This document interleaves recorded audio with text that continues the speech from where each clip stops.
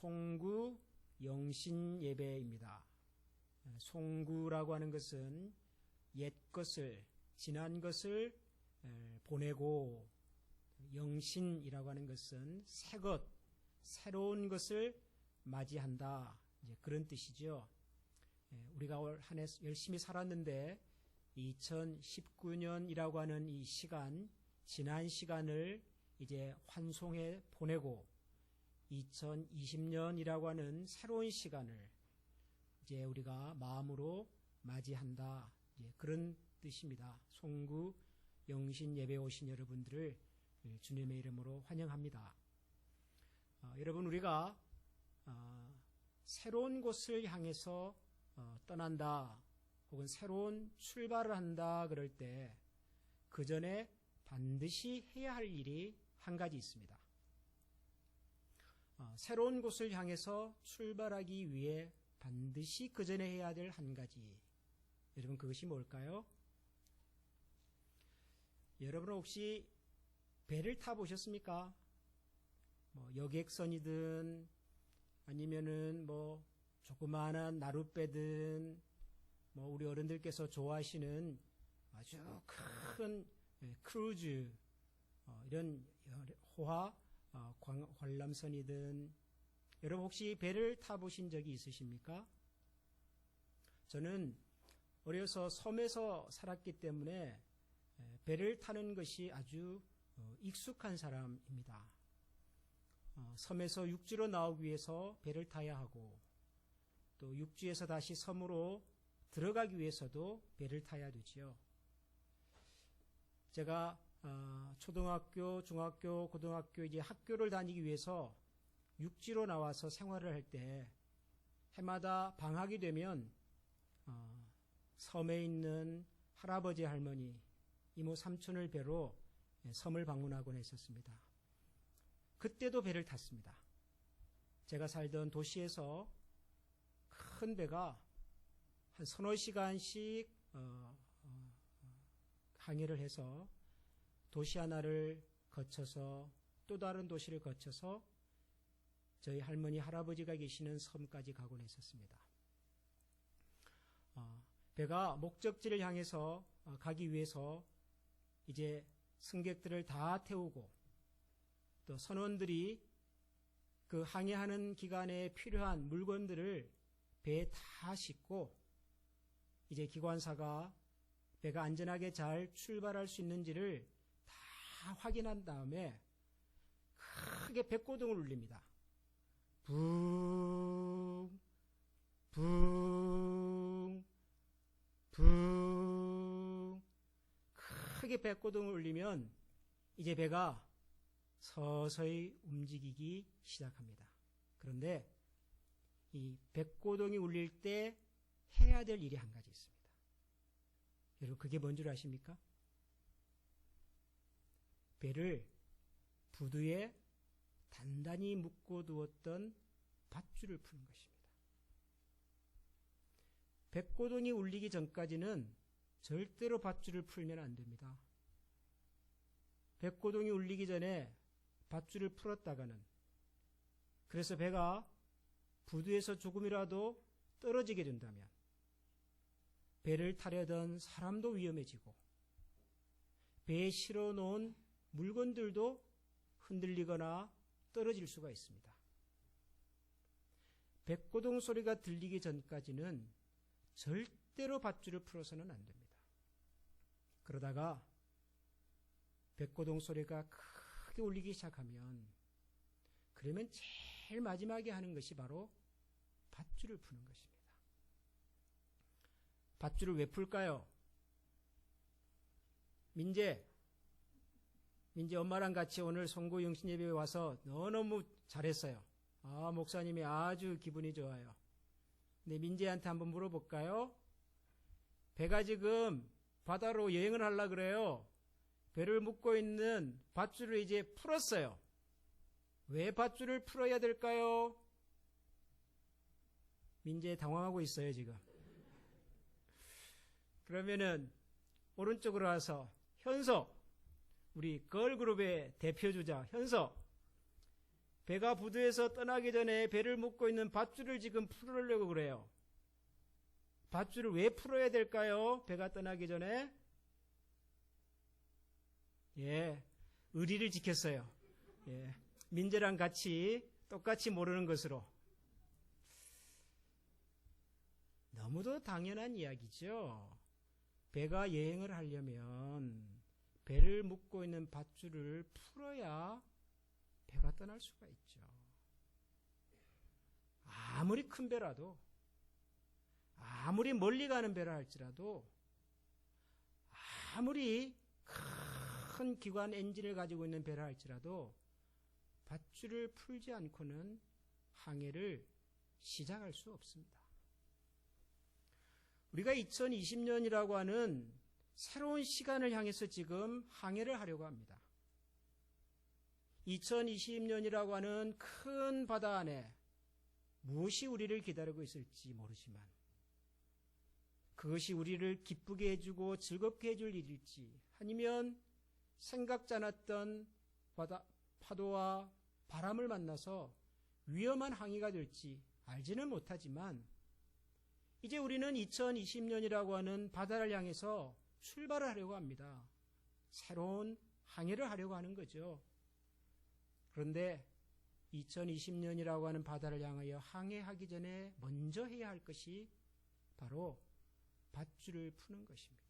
다시 말하면 우리를 꽁꽁 묶어 두었던 지난 날들의 밧줄, 우리의 생각을, 우리의 마음을, 우리의 감정을 그렇게 애워싸고 있었던 그 밧줄을 먼저 풀어야 합니다.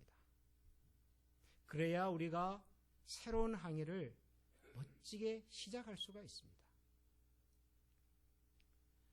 오늘 제가 여러분들과 함께 읽은 이 창세기 13장 마지막 부분에 나오는 아브라함의 이야기가 어떤 의미에서는 새로운 여행, 새로운 항해를 하기 전에 밧줄을 푸는 바로 그런 이야기일지도 모릅니다.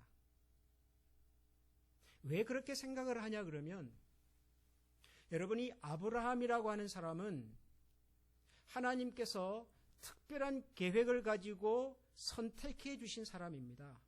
갈대아 우르라고 하는 그런 지역에서 별 걱정 없이 살고 있던 이 아브라함이라고 하는 사람을 하나님께서 특별한 계획을 가지고서 선택하여 불러낸 사람입니다. 불러내시면서 하나님은 아브라함에게 이런 약속을 주셨습니다. 앞으로 내가 너를 통해서 새로운 그리고 큰 민족을 이루고자 한다. 앞으로 너의 후손을 하늘의 별처럼 혹은 바다의 모래처럼 그렇게 많은 민족으로 내가 너의 후손들을 축복하려고 한다. 내가 너에게 새로운 땅을 줄 것이고 그 땅을 통해서 새로운 나라를 만들게 할 것이고 그 새로운 나라를 통해서 이 땅의 모든 백성들을 내가 축복하려고 한다. 이런 특별한 계획을 가지고 너를 내가 선택하여 불러낸다. 하나님 그렇게 말씀하셨습니다. 그런데 오늘 우리가 읽은 이 창세기 13장의 마지막 부분에 이르기까지 전까지 아브라함에게 그 하나님의 약속이 아직 이루어지지를 않았습니다. 하늘의 별, 바다의 모래알처럼 많은 자손을 주겠다고 하는 약속도 이루어지지 못했고 하나님께서 아브라함과 그 후손들에게 큰 땅을 주시겠다고 하는 약속도 이루어지지 못했습니다. 하나님께서 하신 말씀이 하나도 아브라함에게 이루어지지 않았습니다. 그러다가 아브라함의 인생에 처음으로 땅을 얻게 된 이야기입니다. 아브라함의 역사 속에서 처음으로 아브라함이 새로운 땅을 얻고 그 땅을 기반으로 해서 새로운 나라와 새로운 민족 역사를 시작하게 된 이야기가 바로 이 창세기 13장의 마지막 부분에 나오는 이야기입니다. 그 땅의 이름은 헤브론이라고 하는 땅이었습니다. 여러분 혹시 헤브론이라고 들어보셨습니까? 헤브론.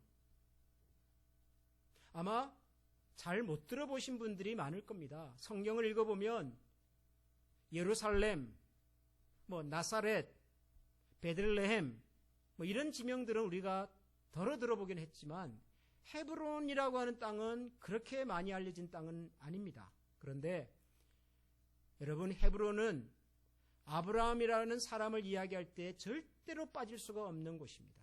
아니, 아브라함, 이삭, 야곱, 그리고 이스라엘의 역사 속에서 가장 위대했던 임금 다윗, 이스라엘 역사에서 가장 중요했던 사람들을 이야기할 때 절대로 빠질 수 없는 땅 이름이 헤브론입니다. 왜 헤브론이 중요하냐 그러면 이 헤브론에는 아브라함과 그의 아내 사라의 무덤이 있습니다. 아브라함 아들 이삭과 그의 아내 리브가의 무덤이 있습니다. 이 헤브론에는 이삭의 아들 야곱의 아내 레아의 무덤이 있습니다. 아브라함, 이삭, 야곱 3대에 거친 위대한 믿음의 주상들과 그분의 가족들의 무덤이 헤브론에 있습니다. 구약 성경 역사에서 가장 역사적으로 중요한, 성경 역사 속에서 가장 의미 있는 뜻깊은 장소 하나를 꽂으라고 한다면은 그것은 여러분 예루살렘이 아니라 헤브론이어야 합니다. 거기에 아브라함의 흔적이 있고 이삭의 흔적이 있고 야곱의 흔적이 있습니다. 다윗이 이스라엘의 왕이 되었습니다. 사울을 이어 이스라엘의 두 번째 왕이 됩니다. 그러나 다윗은 처음부터 이스라엘 12지파의 왕이 되지를 못했습니다. 이스라엘 12지파의 왕이 되기 전에 7년 반 동안 그는 유다 민족을 중심으로 하여서 왕으로서의 통치의 예행 연습을 합니다. 어디서 하냐 그러면 헤브론에서 합니다. 헤브론이 다윗이 이스라엘의 지도자로 등장할 때 가장 먼저 왕으로서의 지도력을 검증받은 곳입니다. 이스라엘과 유다가 망했습니다.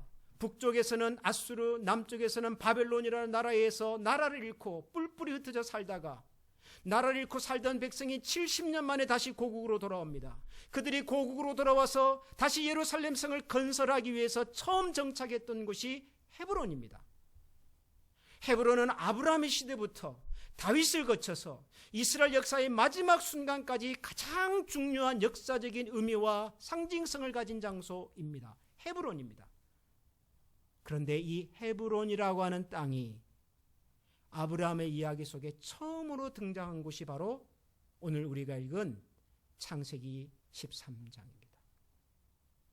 아브라함을 향한 하나님의 약속이 이제 구체적으로 실현되기 시작한 첫 번째 장소가 헤브론입니다. 그런데 하나님께서 아브라함에게 이 헤브론이라고 하는 역사적으로 성경적으로 구원의 역사 속에서 이토록 의미 있고 중요한 땅을 주셨던 이 사건이 어떻게 등장을 했냐 그러면은 여러분 오늘 우리가 읽은 창세기 13장 14절을 다시 한번 같이 읽어보겠습니다. 이게 아주 묘한 표현이 하나 등장하기 때문입니다. 14절을 다 같이 읽어보겠습니다. 시작. 롯이 아브라함을 떠난 후에 여호와께서 아브라함에게 이르시되 너는 눈을 들어 너 있는 곳에서 북쪽과 남쪽 그리고 동쪽과 서쪽을 바라보라. 그 다음에 보이는 땅을 내가 너와 네 자손에게 주리니 영원히 이르리라. 여기가 어디죠? 헤브론입니다. 일어나서 너가 눈으로 보는 땅을 한번 다 두루 살펴봐라. 북쪽과 남쪽과 동과 서 너의 눈에 들어온 모든 땅을 내가 너와 너의 자손에게 주겠다. 하나님이 그렇게 약속하셨습니다. 굉장히 기분 좋은 약속입니다. 하나님 지금도 우리한테 이 약속 한번 해주시면 얼마나 좋을까요?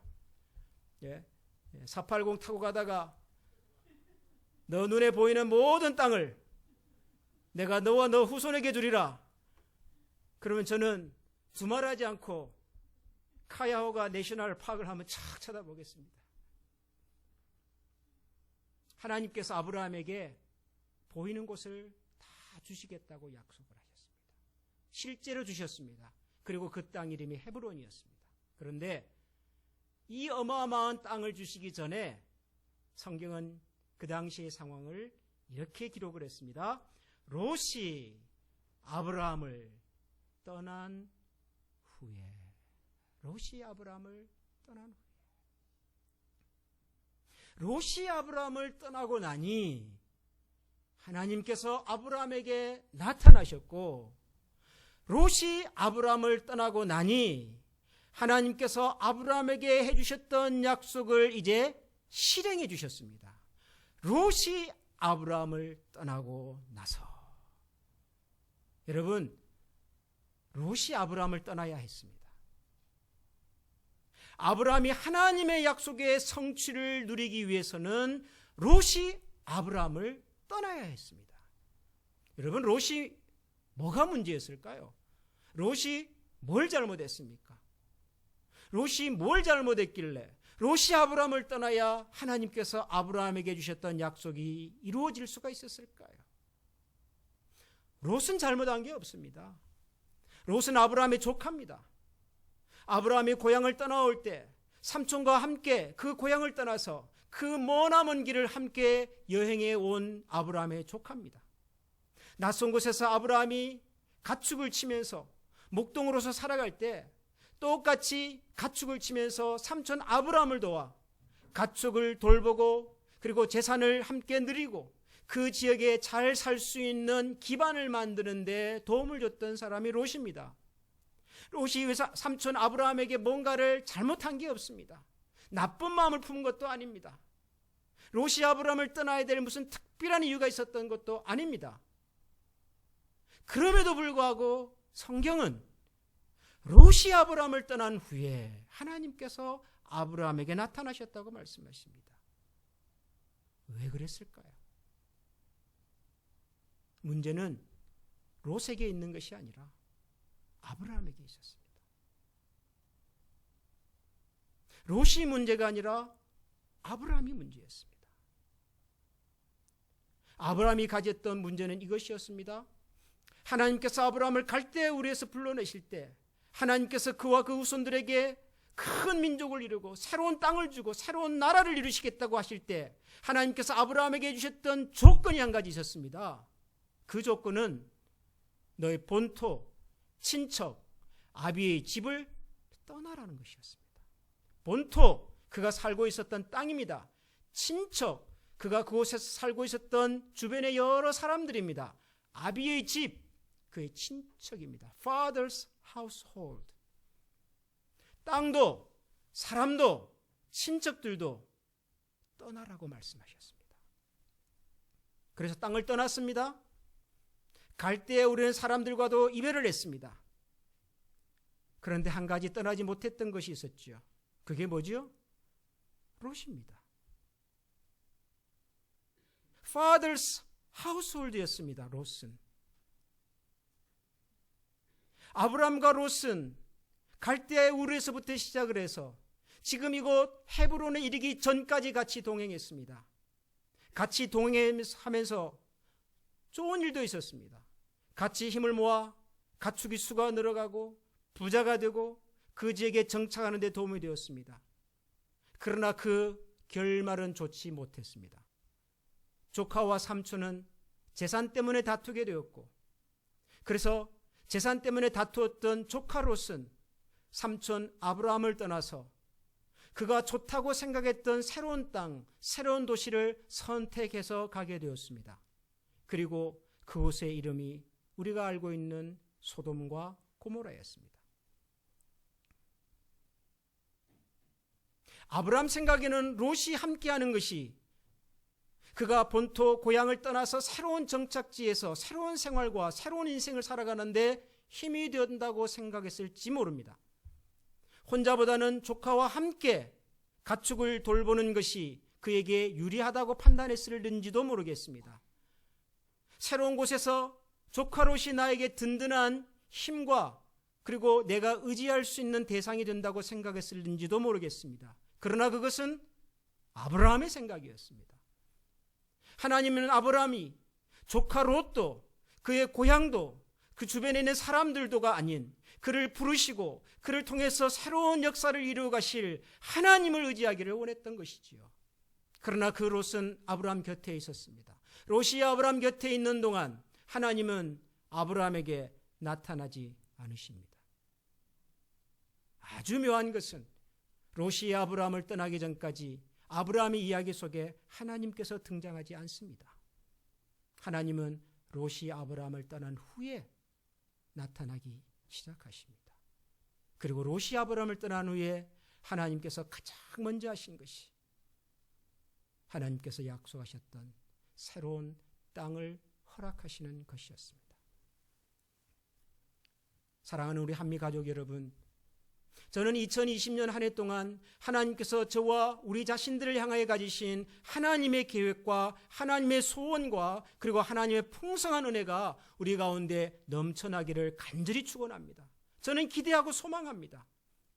저는 저 자신의 살아온 인생을 돌아보면서 확신컨대 새로운 한 해는 지난 한 해보다도 훨씬 우리의 몸과 마음과 영혼에 유익하고 풍성한 한 해가 될 것을 저는 믿습니다.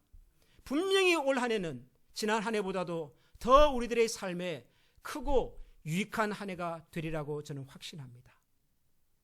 그런데 그런 시간과 그런 경험과 그런 은혜를 우리가 하나님 앞에서 사모하기 전에 우리가 해야 할 일이 한 가지 있습니다.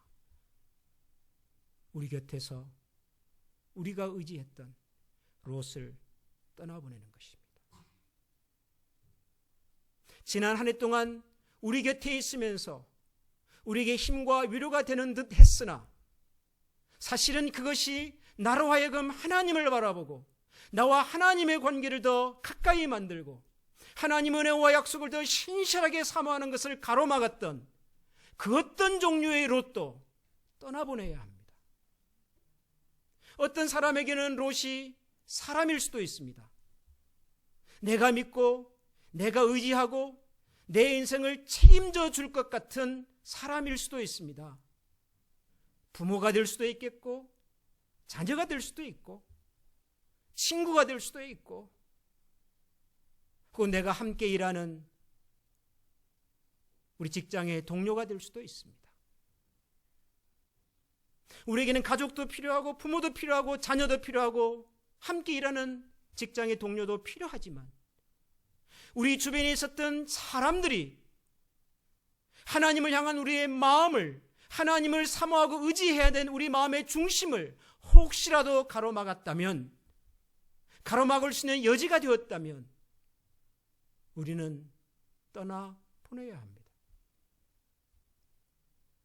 어떤 사람에게는 우리가 떠나보내야 할 것이 사람이 아니라 물건이나 물질이나 혹은 우리가 가진 우리의 경험이나 혹은 우리의 지식이나 이런 것일 수도 있습니다. 우리는 하나님을 의지한다고 말하지만 하나님만 바라본다고 하지만은 그러나 정직하게 우리의 내면을 들여다보면 하나님보다 더 의지하는 것들이 있습니다.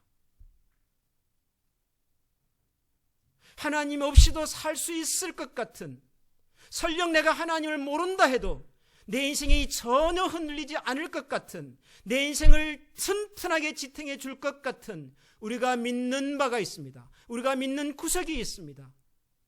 사람마다 다를 수는 있지만 때로는 그것이 하나님을 향한 우리의 마음을 가로막기도 합니다. 사랑하는 성도 여러분, 하나님께서는 예나 지금이나 불꽃 같은 정말 눈동자와 같은 것으로 저와 여러분의 삶을 살피고 계십니다. 어떻게 하면 하나님의 백성과 하나님의 자녀들이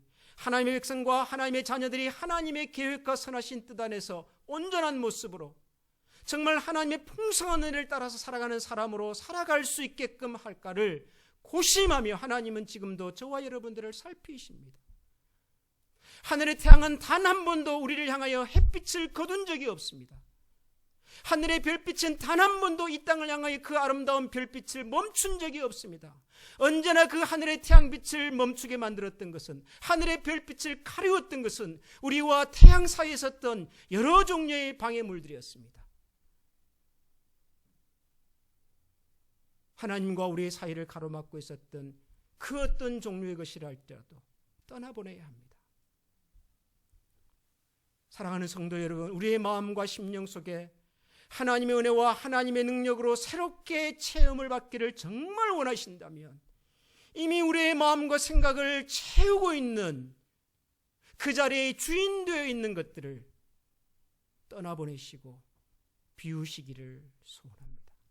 저는 오늘 이 송구 영신 예배가 지난 한 해 동안 우리를 아프게 했거나 우리를 힘들게 했거나 혹시라도 하나님께 더 가까이 나아가는 일을 어렵게 만들었던 것들로부터 이제는 과감하게 작별을 고하고 우리의 마음과 생각을 채우고 있었던 우리가 의지했던 것들을 겸손하게 하나님 앞에 내어드리고 그 빈자리에, 그 깨끗하게 정돈된 자리에 우리의 계획과 생각이 아닌 하나님의 판단과 계획 속에서 더 풍성하고 아름답고 성결한 것으로 우리의 마음과 영혼이 채워질 수 있는, 그리고 그렇게 하나님으로 인하여 채움을 기대하고 소원하는 그런 시간이 될 수 있기를 소원합니다. 그래야 2020년 한 해 동안 저와 여러분의 인생 속에 이전에 알지 못했고 경험하지 못했던 참으로 풍성한 하나님의 신실하고 새로운 은혜와 능력이 저와 여러분의 삶의 중심이 되고 고백이 되는 한 해가 되기를 주님의 이름으로 축원합니다. 우리 시간에 한번 다 같이 마음을 모아 기도하겠습니다. 2019년 한 해를 돌아보면서 하나님 앞에 기쁨과 감사의 고백들도 있지만 이에 못지않게 하나님 앞에 참 송구스러웠고 하나님 앞에 심히 부끄러웠으며 어느 누구 앞에 감히 말할 수 없는 우리만의 어두움과 약함들을 이 시간 주님 앞에 고백하며 함께 기도하기를 원합니다. 2019년을 떠나보내면서 우리가 미련이 있어서 떠나보내지 못했던 우리의 구습과 고집과 어두움과 혹은 아픔과 시리와 좌절의 경험들을 이 시간 예수 그리스도 이름으로 과감하게 놓아드리기를 소원합니다. 아쉬워하지 마시고 뒤돌아보지 마시고 이제는 그리스도 안에서 새로운 피조물이 되었으니 이전 것은 지났으니 보라 새 것이 되었다고 선언하시는 말씀 앞에 우리의 마음을 정결하게 그리고 겸손하게 비워드리는 그런 시간으로 이 시간 하나님 앞에 한번 다 같이 기도하기를 원합니다. 다 같이 기도하겠습니다.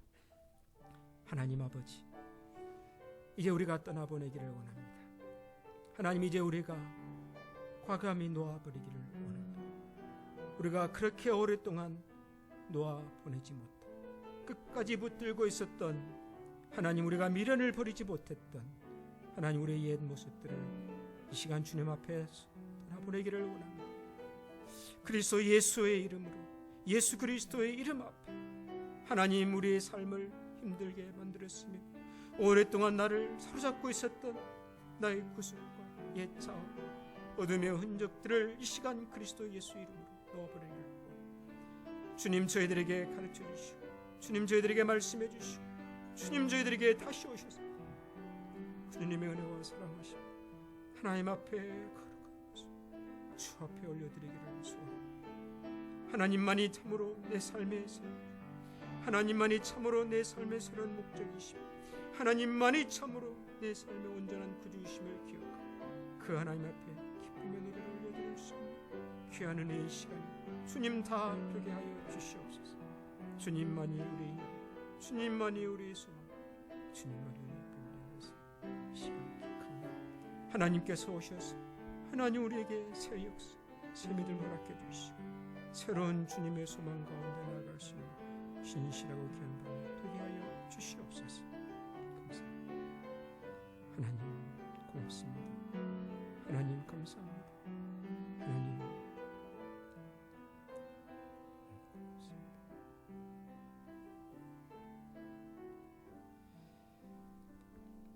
이제 계속해서 성찬 예식을 거행하도록 하겠습니다.